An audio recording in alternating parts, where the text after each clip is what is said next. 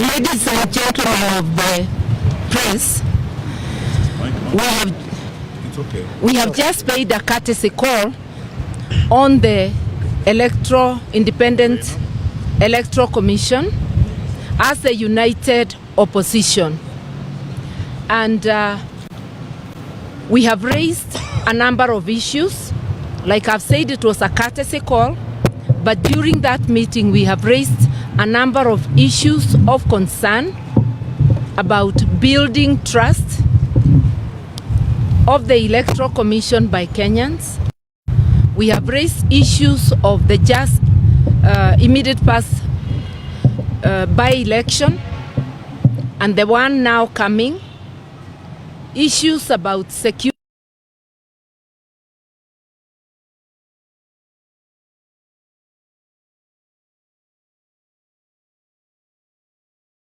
continuing with the engagement so that what we are raising can be attended. We did raise the issue that we were not happy with the process that gave birth to the commission. But now that they are in office, they are there to serve all of us as Kenyans. We are all as Kenyans interested in the well-being of this country, and it is in that spirit we raised issues so that they can be looked into and we can end up having free and fair elections. Let me end there, and one of my colleagues can highlight the issues. Well, we were very candid. As Mother said, we were not happy with the process and the outcome.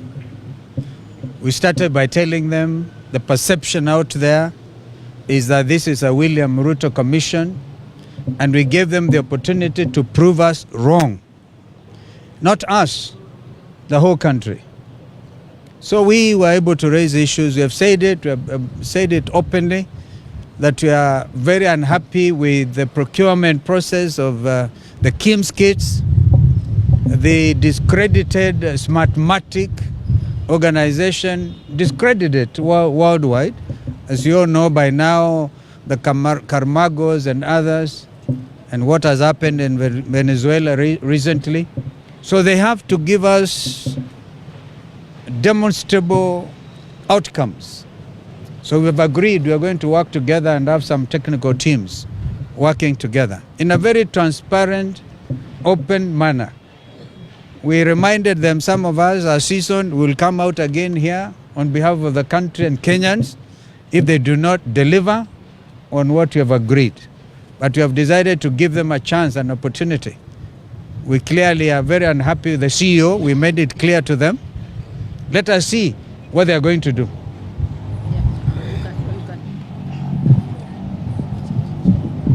I think of great significance, which we need to emphasize, is this.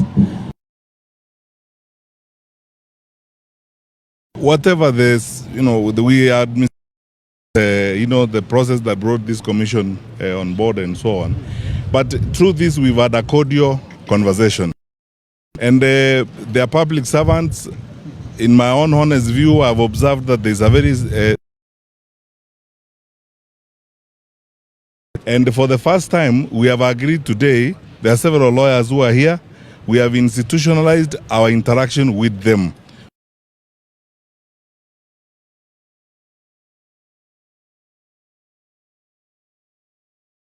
So that they can go through all those issues that we raised, blow by blow, and we will have another meeting to go through these issues. As long as a public and constitutional institution like this one is ready, willing, and available to engage, and as Kenyan leaders, because we are interested in the stability of the country, we are interested in the future of the country, and they are willing to engage us as we go forward. One of us said something very critical, which I need to emphasize here, that as long as they demonstrate and continue to show good faith as we move forward, we will continue to work with them, because this is important for us, important for the country, ultimately important for the stability. There isn't an issue we did not raise.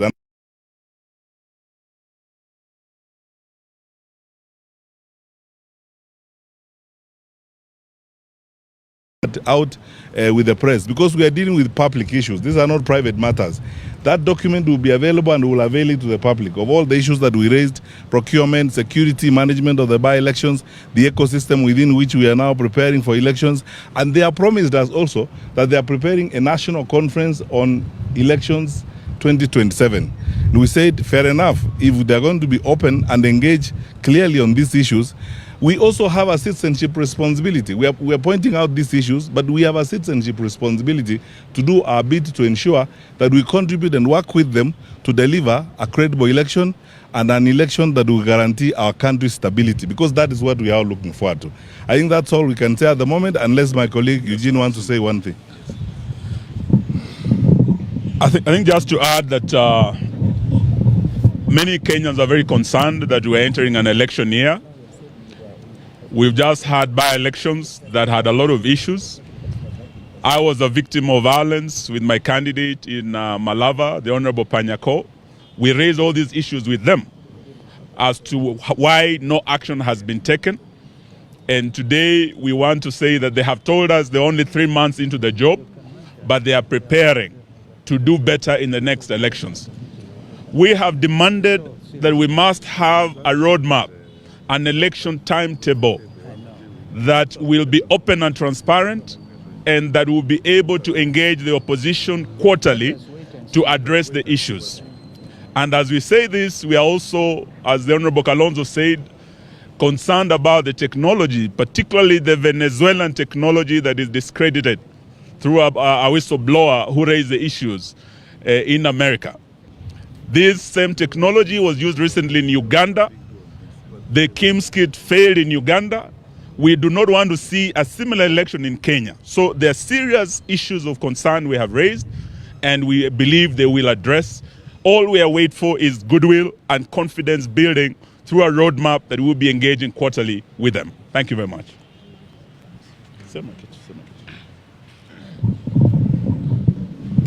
I think we have had a very good engagement, and very solid promise that they'll engage with us and they'll look at the issues, and we have told them we'll continue engaging as long as there's good faith. And we have asked them in the coming by-elections to address the issues of goonism and insecurity that was witnessed in the last by-elections. This will enable us to confirm that they have good faith. They have agreed that there were issues where goons took over polling stations, where cabinet secretaries took over polling stations and altered results. We have raised all those issues. But we'll see. With the coming by-elections, we'll be able to see whether there is demonstrable good faith. And if that happens, then we'll continue engaging. But of course, if there isn't, because we cannot allow anybody to bangle the election, there is an option of mass action. We hope we will not get there. And we have told the commissioners on behalf of the people of Kenya, it's very emotive, and they need to prepare adequately, and they need to gain the confidence of the people of Kenya that they will deliver a credible election. Because if the people of Kenya feel it will not be a credible election, temperatures could rise and we could have a challenge that we don't wish to witness. So let's see. I think let's give them the benefit of doubt.